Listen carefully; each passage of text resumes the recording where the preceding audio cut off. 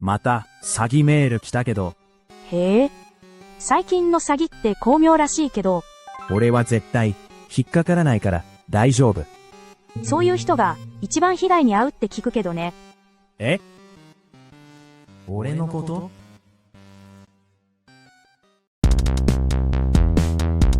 これは絶対に儲かります。元本保証付きです。そう言われて、58歳の会社員は、退職金2000万円を振り込んだ。翌日、電話はつながらなくなっていた。彼は、こう言い残している。俺は騙されない自信があった。これが、被害者の共通した最後の言葉だ。警視庁の統計によれば、2023年の特殊詐欺被害は、認知件数だけで1万9000件超。被害総額は約453億円。1件あたりの平均被害額は約230万円になる。人間観察ラボへようこそ。このチャンネルは社会で起きている出来事の裏にある人間の心理構造を分析する場所です。詐欺ってどうしてなくならないんでしょうね。被害者も年々増えてるって聞きますし。なくならない理由はシンプルです。人間の心理に詐欺師がつける穴があるから。今日はなぜ自分は騙されないと思う人ほど詐欺に遭うのか、その構造を解剖します。まず、ある一場面を想像してください。夜8時、自宅に電話がかかってきます。株式会社〇〇の投資相談課と申します。弊社の会員様限定で年利 15% の案件がございます。うわ、これだけで怪しいですよね。普通はすぐ切るでしょ。多くの人はそう思います。でも、電話を切らない人が一定数いる。それが詐欺の入り口です。切らない人ってどういう人なんですか？判断力が鈍ってる人とか。そこが重要なポイントです。判断力が鈍っているわけではない。むしろ、自分の判断に自信がある人ほど、話を聞いてしまう傾向があるんです。自信がある人ほど逆じゃないんですか？逆なんです。自信がある人は、自分なら見抜けると思って話を聞き始める。ちょっと話だけ聞いて、怪しかったら切ればいい。この判断が罠への第一歩になります。なるほど。俺は大丈夫という自信が逆に危ないと。詐欺師はそこを狙っています。怪しいと思っている人に少しずつ安心材料を与えていく。怪しいと思っているなら大丈夫と被害者自身に判断させながら巻き込んでいくんです。怖いですね。うちの親戚も投資話で1000万近く騙されたんですよ。普段はすごく慎重な人なのに、なんであんなことに。慎重な人ほど実はリスクがあります。慎重だからこそ自分はちゃんと検討したと思う。その検討したという感覚が詐欺師にとっては最大の武器になるんです。検討したことが逆に？はい。検討した事実があるから自分は騙されていないという確信が強くなる。詐欺師が用意した資料を見て話を聞いて質問した。それが検討に見える。でもその検討材料はすべて詐欺師がコントロールしている。ここからはなぜ人が騙されるのか、学術的なレンズで解剖していきます。まず重要な概念が3つあります。1つ目は正常性バイアスです。正常性バイアス。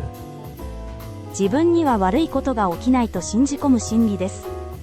災害時によく見られます。地震が起きても大したことないと避難を遅らせる。あれと同じ心理です。詐欺の場合も自分が騙されるはずがないという正常性バイアスが働く。確かに、俺は大丈夫って思っちゃいますもんね。2つ目はダニング・クルーガー効果。1999年に提案された有名な理論です。能力が低い人ほど自分の能力を過大評価してしまうという現象です。能力が低い人ほど自分を高く評価。はい。自分の無知を認識できないため、分かっていると錯覚してしまう。詐欺被害に遭う人は、投資の知識が乏しいにもかかわらず、自分は分かっていると思っている。知識がないこと自体は悪くないけど、ないことに気づけないのが問題なんですね。その通りです。3つ目は、確証バイアス。これも行動経済学の基本概念です。自分の信念を裏付ける情報だけを信じ、反する情報は無視する傾向のことです。この投資は安全だと思い始めると、危険信号が見えなくなっていく。都合のいい情報だけ見ちゃうってことですね。詐欺師はこの心理を熟知しています。都合のいい情報を都合のいいタイミングで与えてくる。最初は10万円だけ、少額から始めさせて利益を少し返す。ほら、ちゃんと利益が出たでしょ。これが確証バイアスを強化する餌になる。少しずつ信じ込ませていくんですね。怖いな。この3つの心理が組み合わさると、誰でも騙されうる状態になります。では実際のデータを見ていきましょう。警視庁の統計から読み取れる事実があります。特殊詐欺の被害者を年齢別に見ると、ある傾向が浮かび上がります。最も被害額が大きいのは、50代と60代です。50代、60代が多いんですね。年寄りだけじゃないんだ。ええ。むしろ、現役世代がターゲットになっていることがわかります。70代以上の被害額も124億円と非常に大きい。高齢者が狙われているのは事実です。でも、50代や60代も決して少なくない。むしろ、手口が変わってきている。どういう手口なんですか？ SNS 投資詐欺です。インスタグラムや LINE で儲かる投資を進める手口が急増しています。2023年の SNS 投資詐欺の被害は前年比で約 2.7 倍に増加しています。 2.7 倍？ SNS で投資話なんて怪しいに決まってるじゃないですか。怪しいと分かっていてもクリックしてしまう。そこに心理の穴がある。自分は見抜けるという自信が逆にリスクを高めている。もう一つ興味深いデータがあります。被害者の多くは以前から投資に関心があった人です。投資に関心があった人が騙される。知識がある人の方が安全じゃないんですか？ここが重要です。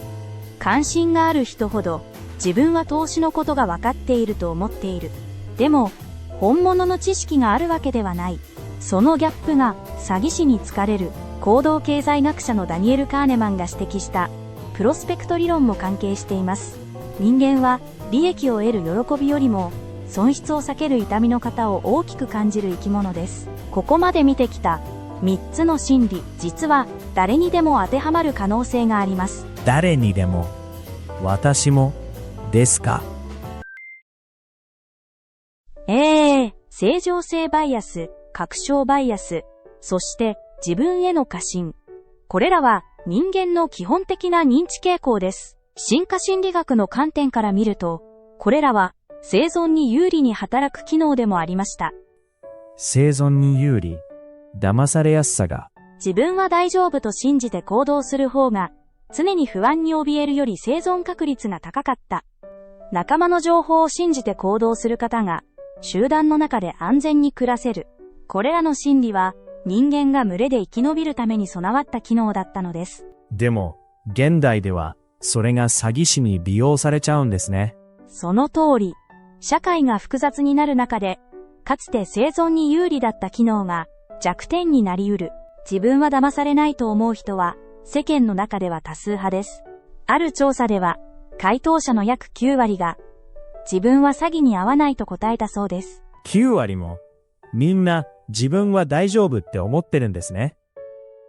でも、実際に詐欺被害に遭う人は、その9割の中から出ています。自分は大丈夫と思っている人の中から、詐欺師が獲物を選んでいる。詐欺師にとって都合がいいのは、警戒心がない人ではなく、適度に警戒していて、自分の判断を信じている人です。適度に警戒している人の方が、騙されやすい。警戒しているからこそ、自分はちゃんと判断したという実感が湧く。その実感が、最後の防波堤を壊してしまう。これが詐欺の構造です。自分は騙されないと信じている人が、たまたま多数派になった。多数派の自信が、詐欺師にとっての機会になっている。なんか、誰でも騙されうるってことですよね。怖いな。人間の脳は自分を守るために自分は大丈夫と信じ込む機能を持っている。その機能が現代社会では詐欺師に利用されてしまう。自分は騙されないと思う人はその機能が強く働いている。そう思える人がたまたま多数派になっただけのことだ。詐欺に遭わない唯一の方法は自分も騙されうると認めることかもしれない。